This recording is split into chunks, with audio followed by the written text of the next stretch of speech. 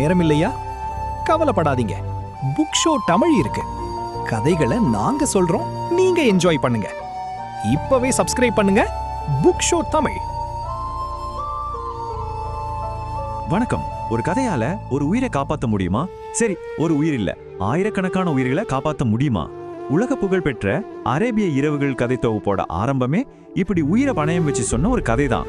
வாங்க அதுக்கு பின்னாடி இருக்கிற அந்த பயங்கரமான இரவோட கதைக்குள்ள போகலாம். கொஞ்சம் யோசிச்சு பாருங்க. ஒரு ராஜ்யத்துல ஒவ்வொரு நாளும் காலையில ஒரு புது ராணியோட மரண ஓலத்தோட தான் விடியுது. இதுதான் அந்த ராஜ்யத்தோட கொடூரமான சட்டமாவே இருந்துச்சு. ஏன் ஒரு ராஜா இப்படி ஒரு பயங்கரமான சபதத்தை எடுக்கணும்? அதுக்கு பின்னாடி என்ன காரணம்? இந்த கொடூரத்துக்கெல்லாம் காரணம் சுல்தான் ஷாரியாரோட உடைந்த இதயம்தான். அவரை இப்படி ஒரு இரக்கமில்லாதவரா மாத்தின அந்த பெரிய துரோகம் என்னன்னு பார்க்கலாம் வாங்க. இப்படி ஒரு பயங்கரமான ஆளா மாறதுக்கு முன்னாடி சுல்தான் ஷாரியார் உண்மையிலே மக்கள் ரொம்ப விரும்பின ஒரு நல்ல ராஜா. ஆனா ஒரே ஒரு சம்பவம், அந்த ஒரு சம்பவம் போதும் அன்பை வெறுப்பா மாத்த, கருணைய கொடூரமா மாத்த. கடைசியில பார்த்தா அந்த ராஜ்யத்தோட தலையெழுத்தி அது மாத்திடுச்சு. தன் மனைவி செஞ்ச துரோகத்தால சுல்தான் ஒரு பயங்கரமான முடிவுக்கு வராரு. என்ன தெரியுமா? இந்த உலகத்துல இருக்கிற எல்லா பொண்ணுங்களுமே கெட்டவங்க தான் அப்படின்னு. இந்த ஒரு எண்ணம் தான் ஒரு ராஜ்யத்தையே நடுங்க வச்ச அந்த கொடூரமான கட்டளைக்கு காரணமா இருந்துச்சு.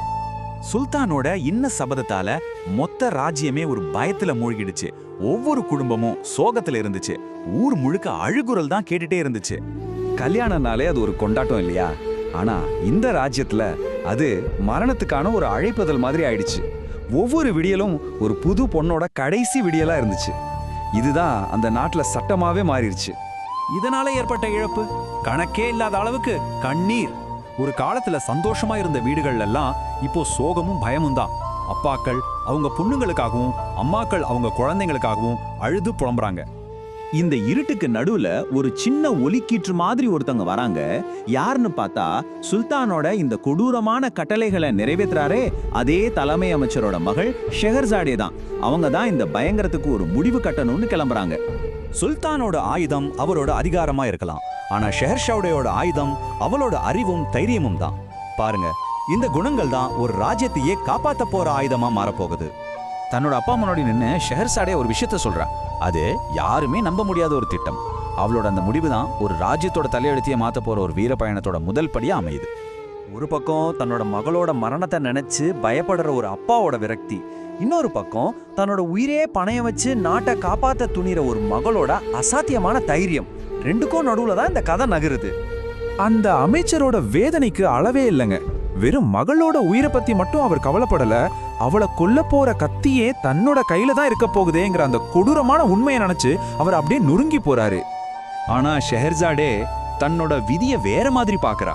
அவ சொல்றா, நான் தோத்து போனா என் சாவு ஒரு வீர மரணமா இருக்கும், நான் ஜெயிச்சிட்டா இந்த நாட்டுக்கே ஒரு பெரிய சேவை செஞ்ச மாதிரி இருக்கும். ரெண்டுல எது நடந்தாலும் எனக்கு வெற்றிதான் சொல்றா. மகளோட இந்த விடாப்பிடியான வற்புறுத்தலுக்கு அப்புறம் அந்த அப்பா வேற வழி இல்லாம விரக்தியோட கடைசியா ஒத்துக்க வேண்டிய நிலைமைக்கு தள்ளப்படுறாரு. சரி, அப்படி என்னதான் ஷெஹர்சாடேவோட திட்டம்? அது ஒன்னும் வாள் கத்தின்னு ஆயுதங்களை நம்பின திட்டம் கிடையாது. அதுக்கு பதிலா புத்திசாலித்தனத்தையும் கதை சொல்ற திறமையும் மட்டும் நம்பின ஒரு சூப்பரான திட்டம். அவளோட பிளான்ல 4 ஸ்டெப் இருக்கு. நம்பர் 1, சுல்தானை கல்யாணம் பண்ணிக்கணும். 2, அவளோட கடைசி ராத்திரியில தன் தங்கை தினார்சாடேவை ரூமுக்கு கூப்பிட சுல்தான் கிட்ட பர்மிஷன் கேட்கணும்.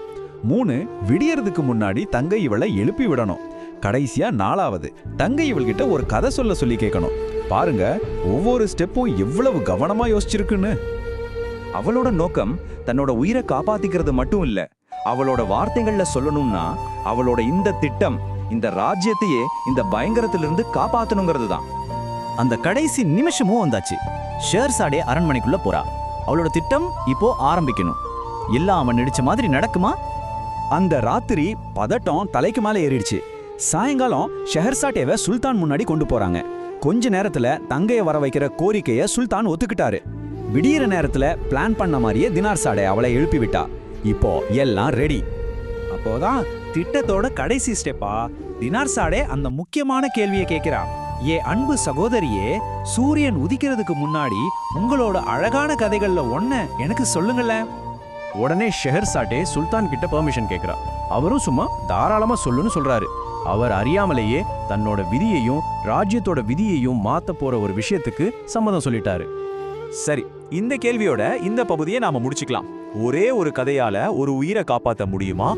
அது மட்டும் இல்ல, ஆயிரக்கணக்கான உயிர்களை கூட காப்பாத்த முடியுமா? யோசிச்சு பார்த்தா ஒரு நல்ல கதைக்கு இந்த உலகத்தையே மாத்துற சக்தி இருக்கு இல்லையா?